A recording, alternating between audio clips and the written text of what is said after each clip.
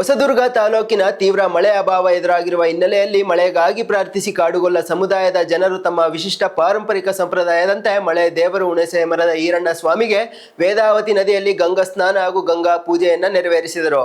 ಅಕ್ಕಿತಿಮ್ಮಯ್ಯನಹಟ್ಟಿ ಸೇರಿದಂತೆ ಸುತ್ತಮುತ್ತಲಿನ 7 ಹಳ್ಳಿಗಳ ಜನ ಆರಾಧಿಸುವ ಈರಣ್ಣ ಸ್ವಾಮಿಯ ಉತ್ಸವವು ಶನಿವಾರ ರಾತ್ರಿ ಅಕ್ಕಿತಿಮ್ಮಯ್ಯನಹಟ್ಟಿಯಿಂದ ಧಾರ್ಮಿಕ ವಿಧಿವಿಧಾನದೊಂದಿಗೆ ಆರಂಭವಾಯಿತು.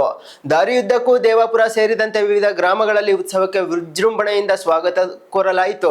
ಭಕ್ತರು ಮಳೆ ದೇವರಿಗಾಗಿ ಬರಿಗಾಲಿನಲ್ಲಿ ಬರೋಬ್ಬರಿ 14 ಕಿಲೋಮೀಟರ್ ನಡೆದು ವೇದಾವತಿ ನದಿ ಸನ್ನಿಧಿಗೆ ತಲುಪಿದರು. ನದಿಯಲ್ಲಿ ಈರಣ್ಣ ಸ್ವಾಮಿಗೆ ಗಂಗಾ ಸ್ನಾನ ಮಾಡಿಸಿ ಹಾಲು ಮೊಸರಿನ ಮೀಸಲು ಸಮರ್ಪಿಸಲಾಯಿತು.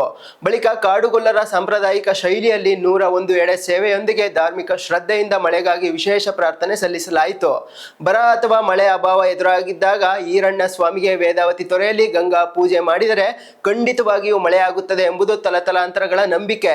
ಕೃಷಿ, ಮಳೆ ಹಾಗೂ ಗ್ರಾಮೀಣ ಬದುಕು ಒಂದಕ್ಕೊಂದು ಬೆಸೆದುಕೊಂಡಿದ್ದು ಈ ಪೂಜೆಯು ಸಮುದಾಯದ ಸಾಂಸ್ಕೃತಿಕ ಮತ್ತು ಸೌಹಾರ್ದತೆಗೆ ಸಾಕ್ಷಿಯಾಗಿದೆ. ಎಲ್ಲಿ ನೋಡಿದರೂ ಅಲ್ಲಿ ನೀನಿರುವೆ ಸ್ವಾಮಿ ಮೈಲ